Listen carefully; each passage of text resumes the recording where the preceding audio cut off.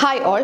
അപ്പോൾ ഇന്ന് നമുക്ക് നമ്മളുടെ UGC നെറ്റിലും അതുപോലെ തന്നെ HSST കോമേഴ്സിലും ഒക്കെ വരുന്ന നമ്മുടെ ഇൻകം ടാക്സ് എന്ന് പറഞ്ഞൊരു യൂണിറ്റിൻ്റെ അകത്തെ ഇമ്പോർട്ടൻ്റ് ആയിട്ടുള്ള ഒരു ടോപ്പിക്കാണ് നോക്കുന്നത്. അതായത് റെസിഡൻഷ്യൽ സ്റ്റാറ്റസ് ഓഫ് ഇൻഡിവിജ്വൽസിൻ്റെ റെസിഡൻഷ്യൽ സ്റ്റാറ്റസ് വളരെ ഇമ്പോർട്ടൻ്റ് ആണ്. ഈ ഒരു റെസിഡൻഷ്യൽ സ്റ്റാറ്റസ് ആണല്ലേ, ഈ റെസിഡൻഷ്യൽ സ്റ്റാറ്റസ് വെച്ചിട്ടാണ് നമ്മൾ ഒരാളുടെ ഇൻകം ഇന്ത്യയിൽ ടാക്സബിൾ ആകുമോ ഇല്ലയോ എന്നൊക്കെ തീരുമാനിക്കുന്നത്. സോ ഈ ഒരു റെസിഡൻഷ്യൽ സ്റ്റാറ്റസ് നമ്മൾ പ്രോപ്പറായിട്ട് പഠിച്ചു വെച്ചിരിക്കണം. എക്സാംസിന് ഒരുപാട് ക്വസ്റ്റ്യൻസ് ഈ ഒരു ഏരിയയിൽ നിന്ന് ചോദിക്കുന്നതാണ്. അതുപോലെ നമുക്കൊരു കൺഫ്യൂഷൻ വരുന്നൊരു ഏരിയയാണ് അല്ലേ, കാരണം നന്നായിട്ടൊന്നും പഠിച്ചു വെച്ചില്ലെങ്കിൽ തിരിഞ്ഞു പോകും, അങ്ങോട്ടും ഇങ്ങോട്ടും ഒക്കെ തിരിഞ്ഞു പോകാൻ ചാൻസ് ഉള്ള ഒരു ഏരിയയാണ്. അതുകൊണ്ടാണ് നമ്മൾ ഈ ഒരു ഏരിയ തന്നെ സെലക്ട് ചെയ്ത് ഇന്ന് ഡിസ്കസ് ചെയ്യുന്നത്. സോ റെസിഡൻഷ്യൽ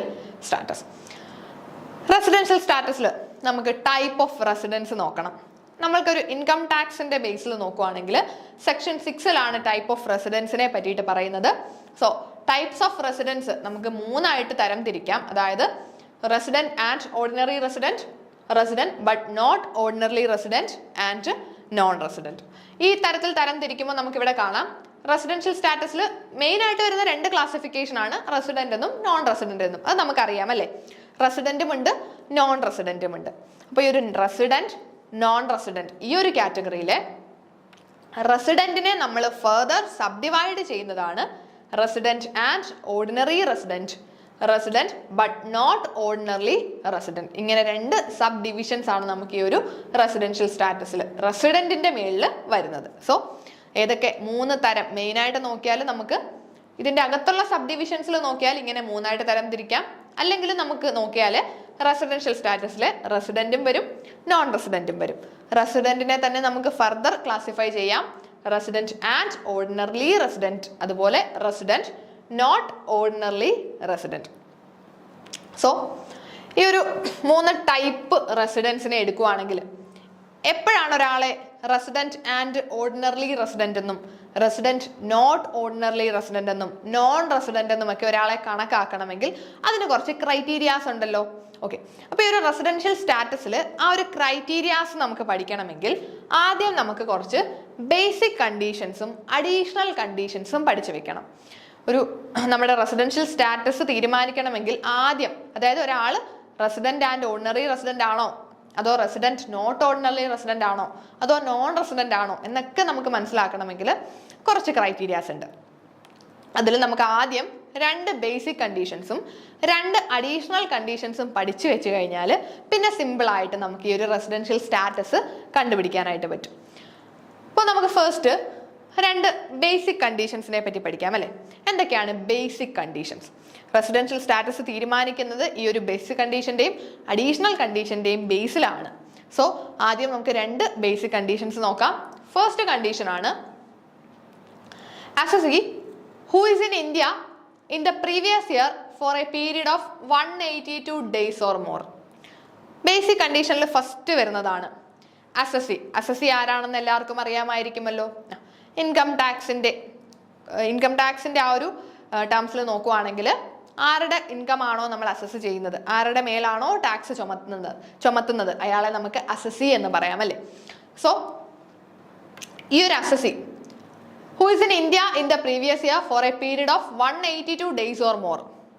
പ്രീവിയസ് ഇയറിൽ 182 ഡേയ്സോ അതിൽ കൂടുതലോ ഇന്ത്യയിൽ ഉണ്ടായിരുന്നിരിക്കണം. ഫസ്റ്റ് ബേസിക് കണ്ടീഷൻ സിമ്പിളായിട്ട് ഓർത്ത് വെക്കാം. പ്രീവിയസ് ഇയറിൽ 182 ഡേയ്സ് ഓർ മോർ ഇന്ത്യയിൽ ഉണ്ടായിരിക്കണം. അതാണ് first basic condition. Assessee who is in India in the previous year for a period of 182 days or more. Previous ഇയറിൽ 182 ഡേയ്സോ അതിൽ കൂടുതലോ ഇന്ത്യയിൽ ഉണ്ടായിരിക്കണം. ഇനി രണ്ടാമത്തെ ബേസിക് കണ്ടീഷൻ എന്താ പറയുന്നത്? Assessee is in India during the previous year for a period of 60 days or more and has been in India for a period of 365 days or more during 4 years preceding the previous year. അപ്പോൾ രണ്ടാമത്തെ basic കണ്ടീഷനിൽ പറയുന്നത് 2 കാര്യങ്ങൾ ചേർത്തിട്ടാണ്, ഇത് രണ്ടും fulfil ആവണം. അതായത് രണ്ടാമത്തെ ബേസിക് കണ്ടീഷനിൽ പറയുന്നത് പ്രീവിയസ് ഇയറിൽ 60 ദിവസമോ അതിൽ കൂടുതലോ ഇന്ത്യയിൽ ഉണ്ടായിരിക്കണം. അതായത് പ്രീവിയസ് ഇയറിൽ 60 days or more ഇന്ത്യയിൽ ഉണ്ടായിരിക്കണം. അതിനോടൊപ്പം തന്നെ he has been in India for a period of 365 days or more during 4 years preceding the previous year. Previous ഇയറിന് തൊട്ട് മുന്നേ ഉള്ള 4 വർഷത്തിൽ 365 ദിവസമോ അതിൽ കൂടുതലോ ഇന്ത്യയിൽ ഉണ്ടായിരുന്നിരിക്കണം. ഇത് രണ്ടും കൂടെയാണ് നമ്മുടെ ബേസിക് കണ്ടീഷനിലെ രണ്ടാമത് വരുന്നത്. സോ ബേസിക് കണ്ടീഷനിൽ സെക്കൻഡ് വൺ ഇത് രണ്ടും കൂടി ചേർന്നിട്ടാണ്, അല്ലാതെ ഏതെങ്കിലും ഒന്നെന്നല്ല. അപ്പോൾ ബേസിക് കണ്ടീഷനിലെ രണ്ടാമത് പറയുന്നത് പ്രീവിയസ് ഇയറിൽ 60 ഡേയ്സ് ഓർ മോർ ഇന്ത്യയിൽ ഉണ്ടായിരിക്കണം.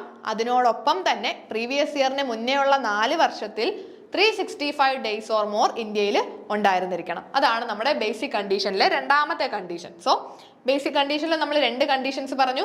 ഫസ്റ്റ് കണ്ടീഷൻ ആയിരുന്നു പ്രീവിയസ് ഇയറിൽ 182 ഡേയ്സ് ഓർ മോർ ഇന്ത്യയിൽ ഉണ്ടായിരിക്കണം. So assessee who is in India in the previous year for a period of 182 days or more.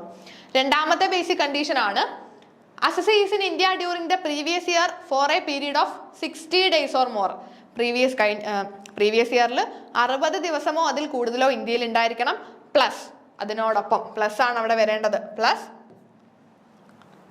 Previous ഇയറിന് തൊട്ട് മുന്നേ ഉള്ള 4 വർഷത്തിൽ 365 ഡേയ്സ് ഓർ മോർ ഇന്ത്യയിൽ ഉണ്ടായിരിക്കണം. സോ ഇതാണ് നമ്മളുടെ ബേസിക് കണ്ടീഷനിലെ രണ്ടാമത്തെ കണ്ടീഷൻ. ഇവിടെ നമുക്ക് ഒരു കാര്യവും കൂടി ഒന്ന് ശ്രദ്ധിക്കണം. ഈ ഒരു 60 ഡേയ്സ്, അതായത് നമ്മൾ പറഞ്ഞു രണ്ടാമത്തെ ബേസിക് കണ്ടീഷനിലെ രണ്ടാമത്തെ കണ്ടീഷൻ നമ്മൾ പറഞ്ഞു assessee 60 days or more previous ഇയറിൽ 60 ദിവസമോ അതിൽ കൂടുതലോ ഇന്ത്യയിൽ ഉണ്ടായിരിക്കണം എന്ന് നമ്മൾ പറഞ്ഞു. ഈ ഒരു 60 എന്ന് പറയുന്നത് 60 here will be extended to 182 days in specific cases. ചില കേസസിൽ ഈ 60 എന്ന് പറയുന്നത് 182 ആയിട്ട് എക്സ്റ്റെൻഡ് ചെയ്യും. 60 എന്ന് പറയുന്നതിനെ 182 ഡേയ്സ് ആയിട്ട് എക്സ്റ്റെൻഡ് ചെയ്യും. അത് ചില സ്പെസിഫിക് കേസസിലാണ്. സോ അത് നിങ്ങൾക്കുള്ളൊരു വർക്കായിട്ട് ഞാൻ തരുവാണ്. ഏതൊക്കെ കേസിലാണ് ഈ ഒരു തരത്തിൽ 60 ഡേയ്സ് എന്ന് ഉള്ളത് മാറി 182 ഡേയ്സ് ആകുന്നത് എന്ന് നിങ്ങളൊന്ന് പ്രോപ്പറായിട്ട് റെഫർ ചെയ്യാം. ഓക്കെ, സോ ഈ ഒരു 2 കണ്ടീഷൻസ് ആണ് നമ്മൾ ബേസിക് കണ്ടീഷനായിട്ട് പഠിച്ചത്. അപ്പോൾ ഈ ഒരു ചില കേസിലാണ് 60 എന്ന് പറയുന്നത് 182 ആകും. അങ്ങനെ ആകുമ്പോൾ ഇവിടെ 182 ആകുന്നതേ ഉള്ളൂ. ബാക്കി കണ്ടീഷൻ ഇതുപോലെ തന്നെ വരും. അതായത് ഇവിടുത്തെ ഒരു 60 മാറി 182 ആകും. ബാലൻസ് കണ്ടീഷൻ ഇതുപോലെ തന്നെ കാണും. അതായത് പ്രീവിയസ് ഇയറിൽ 182 ഡേയ്സ് ഓർ മോർ ഇന്ത്യയിൽ ഉണ്ടായിരിക്കണം. പ്രീവിയസ് ഇയറിന് തൊട്ട് മുന്നേ ഉള്ള 4 വർഷത്തിൽ 365 ഡേയ്സും ഉണ്ടായിരിക്കണം. അതാണ് നമ്മുടെ രണ്ടാമത്തെ കണ്ടീഷൻ. സോ ഇവിടെ 60 എന്നുള്ളത് 182 ആകുന്ന കേസസ് ഏതൊക്കെയാണെന്നൊന്ന് നിങ്ങൾ റെഫർ ചെയ്തേക്കുക.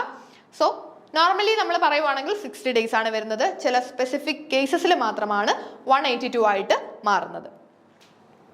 ഓക്കെ, സോ ഇത് രണ്ടുമാണ് നമ്മുടെ basic condition. So basic condition രണ്ടും പ്രോപ്പറായിട്ട് പഠിച്ചു വെച്ചേക്കുക. അത് കഴിഞ്ഞ് നമുക്ക് അടുത്ത അഡീഷണൽ കണ്ടീഷനിലേക്ക് പോകാം. അഡീഷണൽ കണ്ടീഷൻസ് കുറച്ചും കൂടി സിമ്പിളായിട്ട് നമുക്ക് ഓർത്തിരിക്കാൻ പറ്റും. അഡീഷണൽ കണ്ടീഷൻ രണ്ടെണ്ണം ഏതൊക്കെയാണ് പറയുന്നത്? assessee has been resident in India at least 2 out of 10 years preceding the previous year. നമ്മുടെ പ്രീവിയസ് ഇയറിന്, നമ്മുടെ റിലവന്റ് പ്രീവിയസ് ഇയറിന് തൊട്ട് മുന്നേ ഉള്ള 10 വർഷത്തിൽ 2 വർഷം ഇന്ത്യയിൽ ഉണ്ടായിരിക്കണം. അതാണ് നമ്മുടെ first additional condition. First additional condition പറയുന്നത് he has been resident in India at least 2 out of 10 years preceding the relevant previous year. Previous ഇയറിന് തൊട്ട് മുന്നേ ഉള്ള 10 വർഷത്തിൽ 2 വർഷം ഇന്ത്യയിൽ ഉണ്ടായിരിക്കണം. അതാണ് ഫസ്റ്റ് അഡീഷണൽ കണ്ടീഷൻ. രണ്ടാമത്തെ അഡീഷണൽ കണ്ടീഷൻ എന്താണ് പറയുന്നത്? he has been in India for a period of 730 days or more during the 7 years preceding the previous year. Previous ഇയറിന് തൊട്ട് മുന്നേ ഉള്ള 7 വർഷത്തിൽ 730 ദിവസമോ അതിൽ കൂടുതലോ ഇന്ത്യയിൽ ഉണ്ടായിരുന്നിരിക്കണം. അതാണ് രണ്ടാമത്തെ അഡീഷണൽ കണ്ടീഷൻ എന്ന് പറയുന്നത്. അപ്പോൾ നമുക്ക് അഡീഷണൽ കണ്ടീഷൻ രണ്ടെണ്ണം പറഞ്ഞു. ഫസ്റ്റ് പറഞ്ഞത് പ്രീവിയസ് ഇയറിന് തൊട്ട് മുന്നേ ഉള്ള 10 വർഷത്തിൽ 2 വർഷം ഇന്ത്യയിൽ ഉണ്ടായിരിക്കണം. രണ്ടാമത്തെ അഡീഷണൽ കണ്ടീഷൻ പറഞ്ഞത് പ്രീവിയസ് ഇയറിന് തൊട്ട് മുന്നേ ഉള്ള 7 വർഷത്തിൽ 730 ദിവസമോ അതിൽ കൂടുതലോ ഇന്ത്യയിൽ റെസിഡന്റ് ആയിരുന്നിരിക്കണം. ഇതാണ് നമ്മുടെ അഡീഷണൽ കണ്ടീഷൻസ് രണ്ടെണ്ണം. അപ്പോൾ നമ്മൾ 2 ബേസിക് കണ്ടീഷൻ പഠിച്ചു, 2 അഡീഷണൽ കണ്ടീഷൻസും പഠിച്ചു അല്ലേ? 2 ബേസിക് കണ്ടീഷനും 2 അഡീഷണൽ കണ്ടീഷനെ പറ്റിയിട്ടും പഠിച്ചു. അപ്പോൾ ഈ ഒരു ബേസിക് കണ്ടീഷനും അഡീഷണൽ കണ്ടീഷനും പഠിച്ചു കഴിഞ്ഞാൽ ഇനി നമുക്ക് നോക്കാം അല്ലേ റെസിഡൻഷ്യൽ സ്റ്റാറ്റസിനെ പറ്റിയിട്ട്. സോ റെസിഡന്റ്, നമ്മൾക്കൊരു സിമ്പിൾ ആയിട്ടൊരു റെസിഡന്റ് നമ്മൾ ആദ്യമേ പറഞ്ഞിരുന്നു.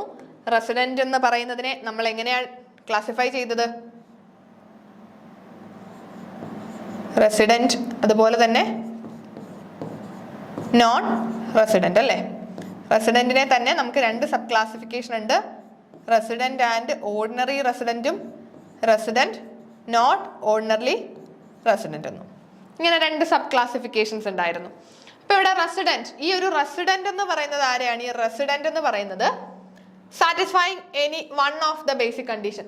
നമ്മൾ രണ്ട് ബേസിക് കണ്ടീഷൻ പഠിച്ചു, അതിലേതെങ്കിലും ഒരു ബേസിക് കണ്ടീഷൻ സാറ്റിസ്ഫൈ ചെയ്താൽ അയാളെ നമുക്ക് റെസിഡന്റ് എന്ന് പറയാം അല്ലേ? ഏതെങ്കിലും ഒരു ബേസിക് കണ്ടീഷൻ സാറ്റിസ്ഫൈ ചെയ്താൽ റെസിഡന്റ് ആയി. ഇനി resident and ordinary resident. Resident and ordinary resident എന്ന് പറയുന്നത് എപ്പോഴാണ്? ഇനി വൺ ഓഫ് ദ ബേസിക് കണ്ടീഷനും ബോത്ത് അഡീഷണൽ കണ്ടീഷൻ, അതായത് ഏതെങ്കിലും ഒരു ബേസിക് കണ്ടീഷൻ സാറ്റിസ്ഫൈ ചെയ്യണം, കാരണം അത് റെസിഡന്റ് ആവണമെങ്കിൽ അത് വേണം അല്ലേ? ഒരു ബേസിക് കണ്ടീഷൻ സാറ്റിസ്ഫൈ ചെയ്താൽ റെസിഡന്റ് ആകും. ഇനി റെസിഡന്റ് ആൻഡ് ഓർഡിനറി റെസിഡന്റ്, അതായത് ROR, resident and ordinary resident ആവണമെങ്കിൽ രണ്ട് അഡീഷണൽ കണ്ടീഷൻസും സാറ്റിസ്ഫൈ ചെയ്തിരിക്കണം. രണ്ട് അഡീഷണൽ കണ്ടീഷനും സാറ്റിസ്ഫൈ ചെയ്തിരിക്കണം. അപ്പോൾ എന്തായാലും റെസിഡന്റ് ആവാൻ നേരം ഒരു ബേസിക് കണ്ടീഷൻ സാറ്റിസ്ഫൈ ആയിരുന്നു. ഇനി അവരെ ഓർഡിനറി റെസിഡന്റ് എന്ന് പറയണമെങ്കിൽ രണ്ട് അഡീഷണൽ കണ്ടീഷനും സാറ്റിസ്ഫൈ ചെയ്യണം. ഇനി resident but not ordinary resident ആവുന്ന എപ്പോഴാണ്? Satisfying any one of the basic condition and not satisfying both additional condition. അതായത് നോട്ട് ഓർഡിനറി റെസിഡന്റ് ആവുന്നത് രണ്ട് അഡീഷണൽ കണ്ടീഷൻസും സാറ്റിസ്ഫൈ ചെയ്യാത്ത സിറ്റുവേഷനിൽ, രണ്ട് അഡീഷണൽ കണ്ടീഷനും ഒരുമിച്ച് സാറ്റിസ്ഫൈ ചെയ്യാത്ത സിറ്റുവേഷനിലാണ് റെസിഡന്റ് നോട്ട് ഓർഡിനറി റെസിഡന്റ് ആയിട്ട് മാറുന്നത്. അപ്പോൾ ഒരു ബേസിക് കണ്ടീഷൻ കാണും, കാരണം അത് റെസിഡന്റ് ആവണമെങ്കിൽ ഒരു ബേസിക് കണ്ടീഷൻ വേണമായിരുന്നു. അപ്പോൾ ഇവിടെ റെസിഡന്റ് നോട്ട് ഓർഡിനറി റെസിഡന്റ് എന്ന് പറഞ്ഞാൽ ഒരു ബേസിക് കണ്ടീഷൻ സാറ്റിസ്ഫൈ ചെയ്തിരിക്കും, പക്ഷേ രണ്ട് അഡീഷണൽ കണ്ടീഷനും സാറ്റിസ്ഫൈ ചെയ്തിട്ടുണ്ടാവത്തില്ല. അതാണ് റെസിഡന്റ് നോട്ട് ഓർഡിനറി റെസിഡന്റ്. ഇനി നോൺ റെസിഡന്റ്. നോൺ റെസിഡന്റ് ആരാണ്? Satisfying none of the basic condition. അതായത് നോൺ റെസിഡന്റ് എന്ന് പറയുന്നത് ബേസിക് കണ്ടീഷൻസ് ഒന്നും സാറ്റിസ്ഫൈ ചെയ്യുന്നില്ല. ബേസിക് കണ്ടീഷൻസ് ഒന്നും സാറ്റിസ്ഫൈ ചെയ്യാത്തവരാണ് നോൺ റെസിഡന്റ്. റെസിഡന്റ് എന്ന് നമ്മൾ പറഞ്ഞത് ഏതെങ്കിലും ഒരു ബേസിക് കണ്ടീഷൻ എങ്കിലും സാറ്റിസ്ഫൈ ചെയ്താൽ റെസിഡന്റ് ആകും. ഒരു ബേസിക് കണ്ടീഷനും സാറ്റിസ്ഫൈ ചെയ്തില്ലെങ്കിൽ നോൺ റെസിഡന്റ് ആകും. ഇങ്ങനെയാണ് നമ്മുടെ റെസിഡൻഷ്യൽ സ്റ്റാറ്റസ് പോകുന്നത്. സോ ഇവിടെ നിങ്ങൾക്ക് കാണാം, റെസിഡന്റ് എന്ന് പറയുന്ന ആരെയാണ്? ഏതെങ്കിലും ഒരു ബേസിക് കണ്ടീഷൻ സാറ്റിസ്ഫൈ ചെയ്താൽ റെസിഡന്റ് ആയി. ഇനി റെസിഡന്റ് ആൻഡ് ഓർഡിനറി റെസിഡന്റ് എന്ന് പറഞ്ഞാൽ ഈ ഒരു ബേസിക് കണ്ടീഷനും രണ്ട് അഡീഷണൽ കണ്ടീഷൻസും ഒരുമിച്ച് സാറ്റിസ്ഫൈ ചെയ്താൽ റെസിഡന്റ് ആൻഡ് ഓർഡിനറി റെസിഡന്റ് ആയി. ഇനി resident but not ordinary resident എന്ന് പറഞ്ഞാൽ ഏതെങ്കിലും ഒരു ബേസിക് കണ്ടീഷൻ സാറ്റിസ്ഫൈ ചെയ്യും, പക്ഷേ രണ്ട് അഡീഷണൽ കണ്ടീഷൻസും ഒരുമിച്ച് സാറ്റിസ്ഫൈ ചെയ്യുന്നില്ല എങ്കിൽ resident but not ordinary resident ആകും. ഇപ്പൊ ഇവിടെ നിങ്ങൾക്ക് നോക്കാം, ഇനി ഏതെങ്കിലും ഒരു അഡീഷണൽ കണ്ടീഷൻ, അതായത് ഒരു ബേസിക് കണ്ടീഷനും ഒരു അഡീഷണൽ കണ്ടീഷനും സാറ്റിസ്ഫൈ ചെയ്തു എന്നിരിക്കട്ടെ, എന്നാലും റെസിഡന്റ് നോട്ട് ഓർഡിനറി റെസിഡന്റേ ആകുള്ളൂ. കാരണം രണ്ട് അഡീഷണൽ കണ്ടീഷൻ ഒരുമിച്ച് സാറ്റിസ്ഫൈ ചെയ്താലേ നമുക്ക് RNOR ആയിട്ട് പറയാൻ പറ്റുള്ളൂ. ഇനി നോൺ റെസിഡന്റ് എന്ന് പറഞ്ഞാലോ, ഒരു ബേസിക് കണ്ടീഷനും സാറ്റിസ്ഫൈ ചെയ്യുന്നില്ലെങ്കിൽ അവരെ നോൺ റെസിഡന്റ് എന്ന് പറയാനായിട്ട് പറ്റും. അപ്പോൾ ഇത് നിങ്ങൾക്ക് ഈ ഒരു ഫിഗറിൽ നിന്ന് കുറച്ചും കൂടി ക്ലിയർ കട്ടായിട്ട് കിട്ടും.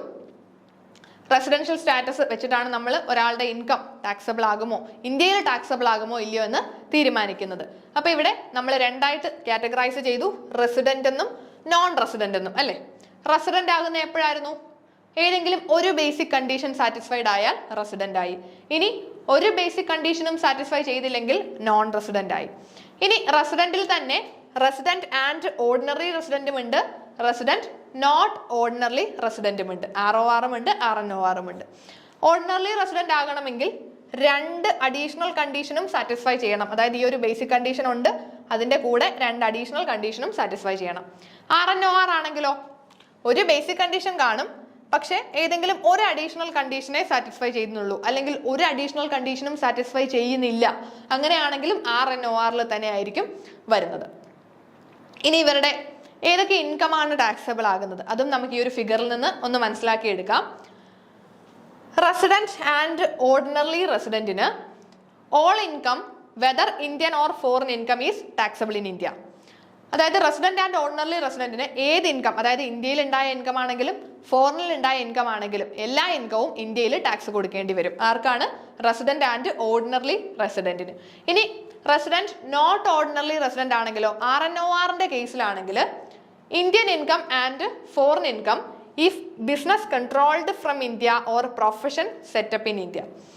RNORന് ഏതൊക്കെ ഇൻകം ആണ് ഇന്ത്യയിൽ ടാക്സബിൾ ആകുന്നത്? ഇന്ത്യൻ ഇൻകം കംപ്ലീറ്റ് ഇന്ത്യയിൽ ടാക്സബിൾ ആകും. ഇനി ഫോറിൻ ഇൻകത്തിന്റെ കേസിലാണെങ്കിൽ foreign income if business controlled from India or profession set up in India. ഇന്ത്യയിൽ നിന്ന് കൺട്രോൾ ചെയ്യുന്ന ഒരു ബിസിനസ്സിന് അവർക്ക് ഫോറിനിൽ ഇൻകം കിട്ടി, അങ്ങനെയാണെങ്കിൽ അത് ഇന്ത്യയിൽ ടാക്സബിൾ ആകും.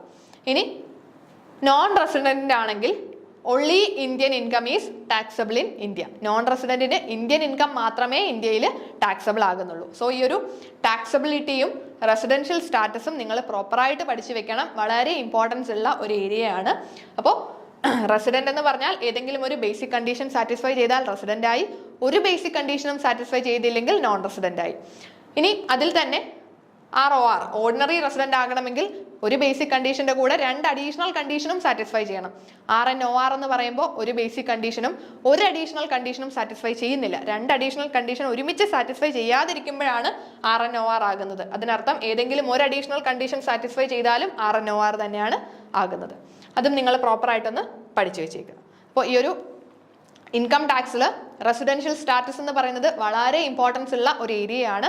സോ നിങ്ങൾക്ക് ഇപ്പോൾ ഒന്നുകൂടി കുറച്ച് കൺഫ്യൂഷൻ വരുന്ന ഒരു ഏരിയ ആയതുകൊണ്ടാണ് കുറച്ച് നമ്മൾ എക്സ്പ്ലെയിൻ ചെയ്തത്. സോ നിങ്ങൾക്ക് ക്ലിയർ ആയിട്ടുണ്ട് എന്ന് വിശ്വസിക്കുന്നു. താങ്ക്